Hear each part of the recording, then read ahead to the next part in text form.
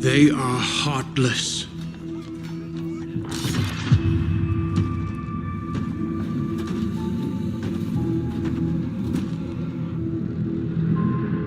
Godless barbarians.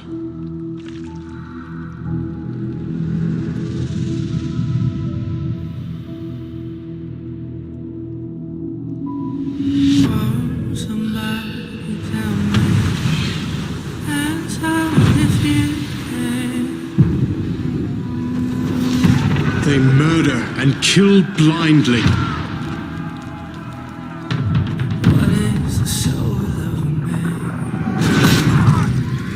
They scar the lands of England. Lands they will never defend, never love. The time has come to speak to them in a language they will understand.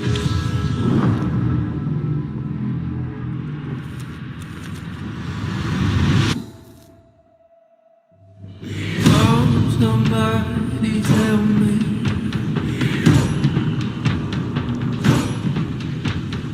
Answer if you can.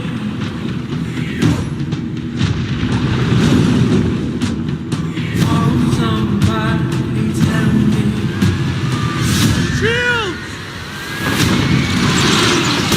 What is the soul of man?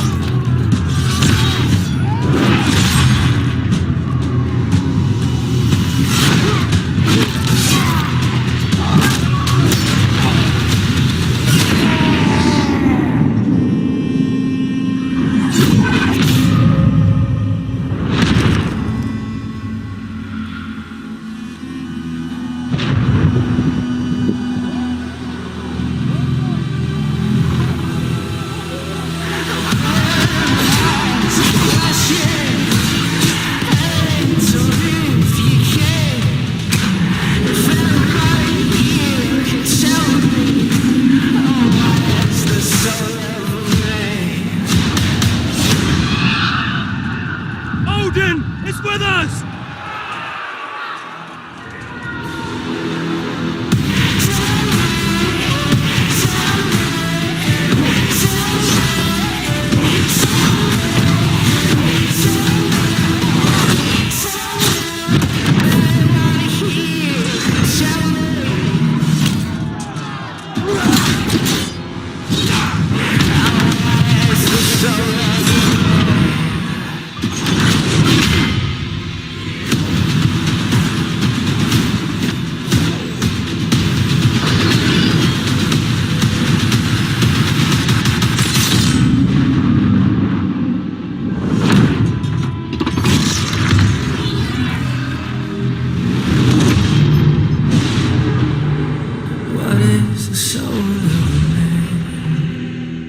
Assassin's Creed Valhalla, available holiday 2020.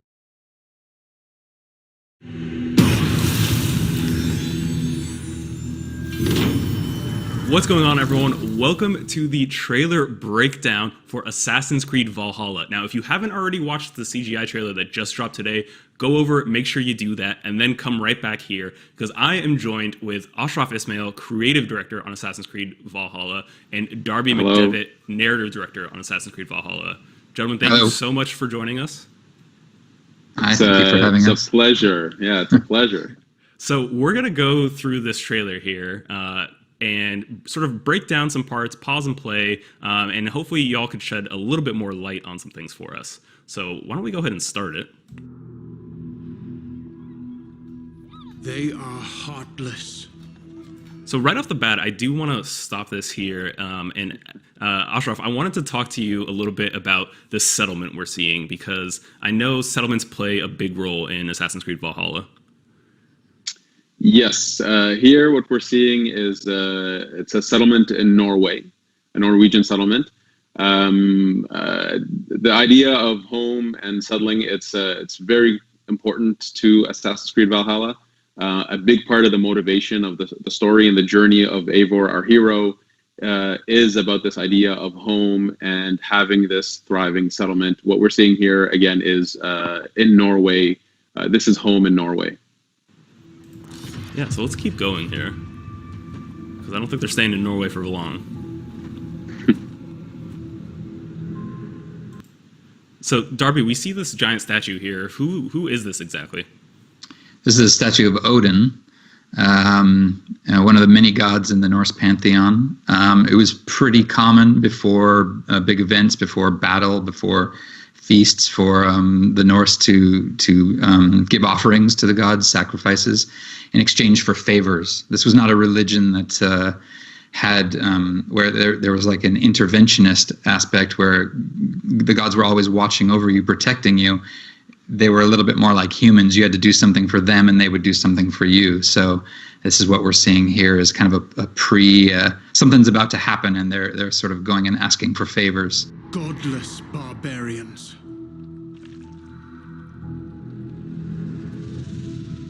So we see there the first sort of shot of our hero Eivor. What's happening here? Why are they getting their face covered? So here, as Darby mentioned, we have a ritual because we're about to go out.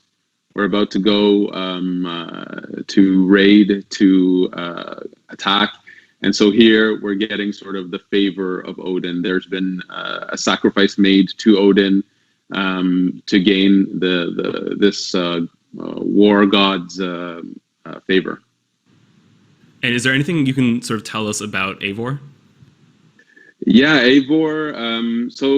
Our hero, this is a Viking raider who is from Norway and who will be leaving Norway for the rolling green hills of England.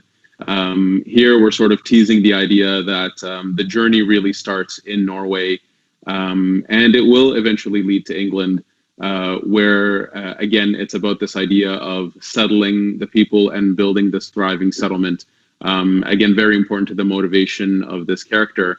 Now, players will be able to play Eivor as male or female, but it is the journey of Eivor.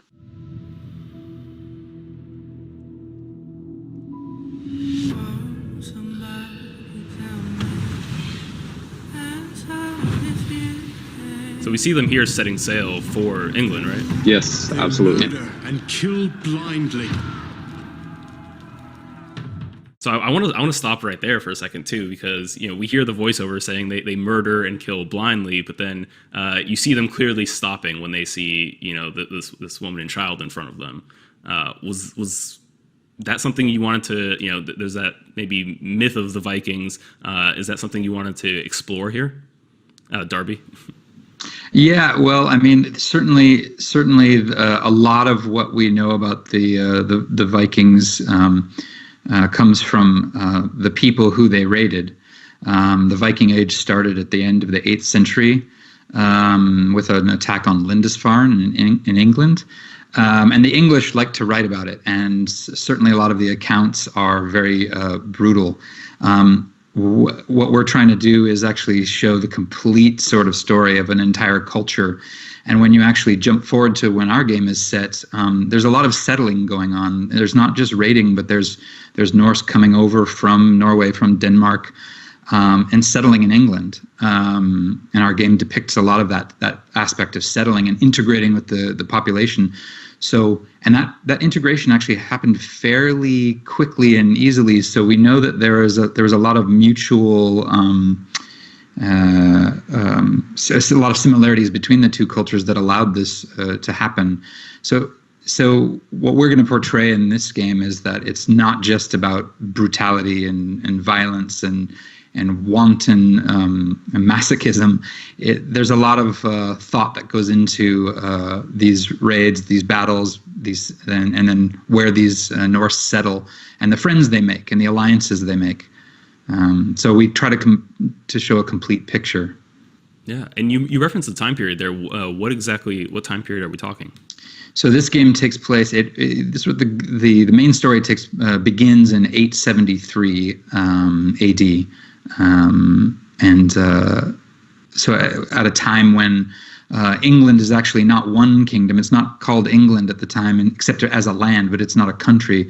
There's actually quite a few kingdoms inside England. So England itself is fairly fractured at this time, with many different kings that rule over different parts of it. Yeah, I think we might see one of those kings in just a second. They scour the lands of England, lands they will never defend. What we're showing here is that they've left Norway and they've decided to now not just raid and attack England, but to actually build a community there. And as Darby mentioned, integrate themselves into the local society and become a part of it. One thing that history, doesn't really say until you dig, which is a lot of these people were farmers, they were traders, settlers, and they actually worked quite hard to integrate themselves into, let's say, England in this example.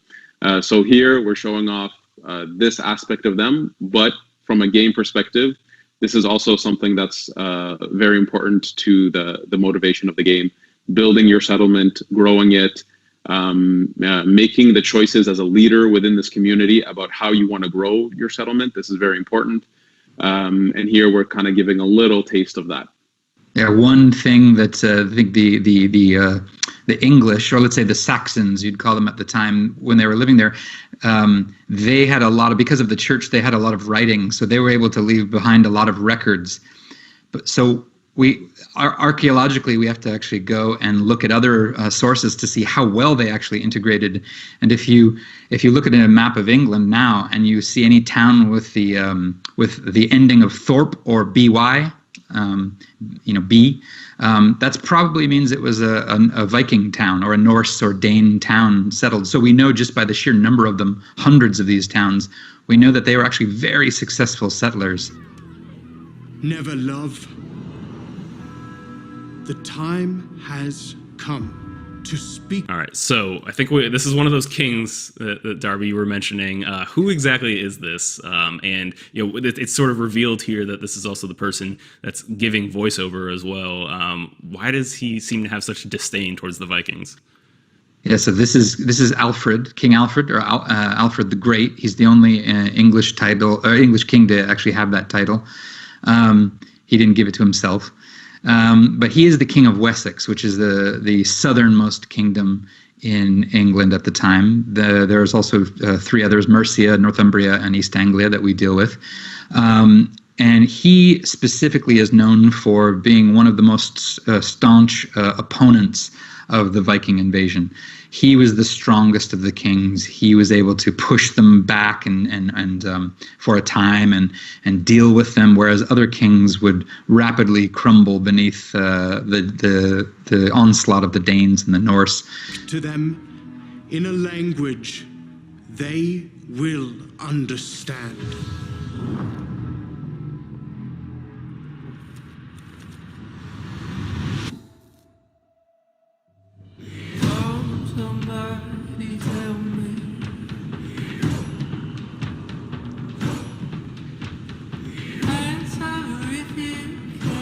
So, Ash, here we see Eivor's people coming in on these Viking longships. How do those factor into the gameplay, and what did you learn about them? Yeah, so the Viking longships, this is a technology that was unique to the Norse and the Danes and the Vikings in this time period. If I was to give a metaphor, I would say, imagine that you have this empty highway, rivers, and you have a Ferrari that you can drive down this highway with no one around you and no one able to chase you. This is what gave the Vikings the capacity to get in so deep into the land behind enemy lines to hit and run. And these ships carried usually cargo and raiders. So raiders, these are warriors that were proficient in combat. They were able to get in, steal a lot of stuff, and run away. Yeah, we're going to see the events of that play out here in a little bit.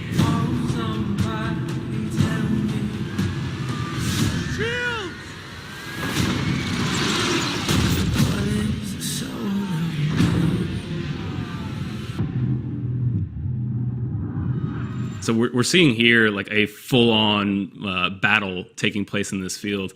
How do raids sort of fit into gameplay, and what did you what did you learn about how Vikings raid? Once they've gotten out of their longships.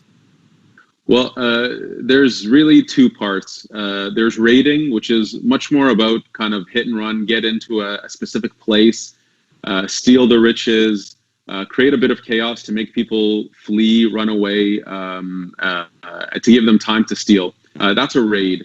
Here, what we're seeing is it's a big battle. So this time period was known to have a lot of battles between the Vikings and the Saxons, or the people who live in England.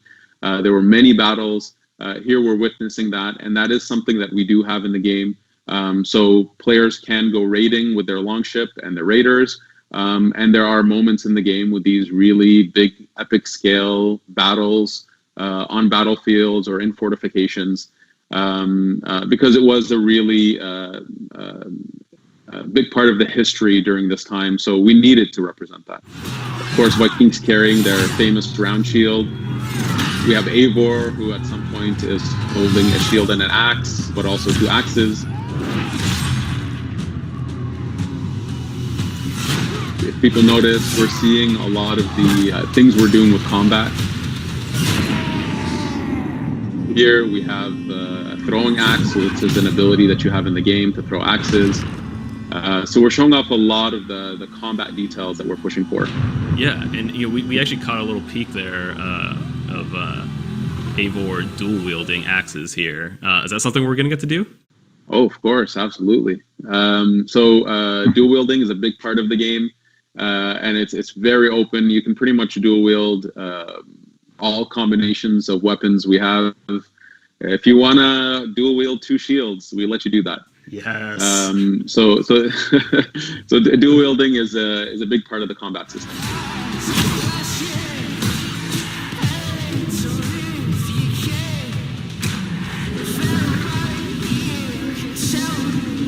So we get like a little tease here. There's some hooded figure that appears to be standing next to this tree on the battlefield.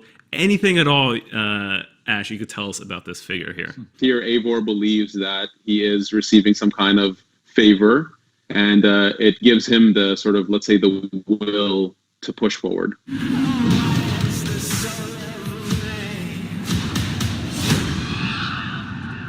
Odin is with us! So is that the sort of physical manifestation of Odin there? Well, in the myths, Odin has two ravens, Hugin and Munin, which are a thought and memory. They come from the words thought and memory, and they were just his two companions that would help him gather knowledge and wisdom about the world.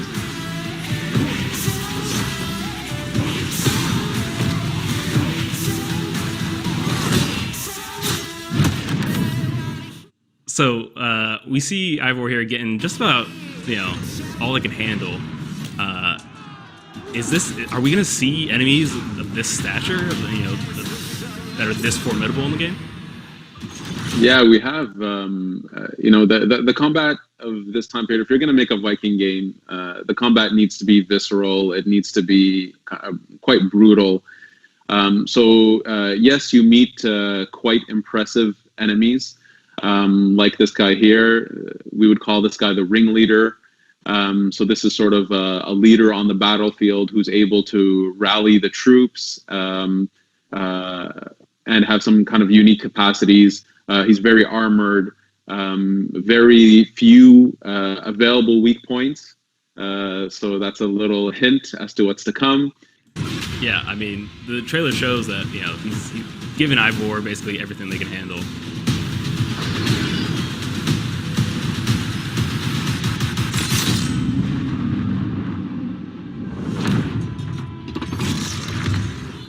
Okay, so this is the coolest thing in the world. There's so much I want to talk about. First of all, the Hidden Blade. The Hidden Blade is back. What was the decision around that? And then it's also mounted on top of the arm for the first time. Where did all those decisions come from? You go first. Let's see here. I'll go first. Okay. We're building a Viking fantasy. We wanted our players to live in the boots of a Viking warrior and to fully live in that fantasy. But this is within the Assassin's Creed world. In our journey, of course, we can't spoil too much here. But in our journey, Eivor does meet with assassins. Now, Eivor doesn't necessarily know what that means, but there is some kind of common ground that they have, and this is something that these are people that Eivor will work with.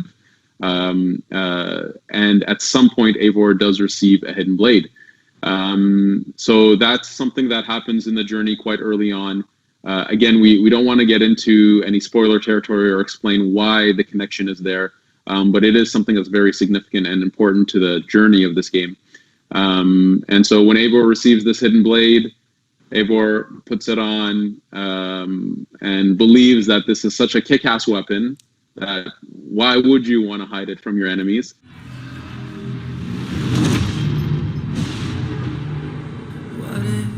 So here again, we wanted to show that Eivor, there's something more to this character than yes, this is a Viking raider, but there is more. There is something unique here. There's a unique journey that our players will go on within this Viking fantasy inside the Assassin's Creed world. Yeah, we spent a lot of time overlapping and intertwining threads to make sure that every moment of it really feels connected, integrated. That it's all, when you play this game, you're in not just a Viking game, but an Assassin's Creed game.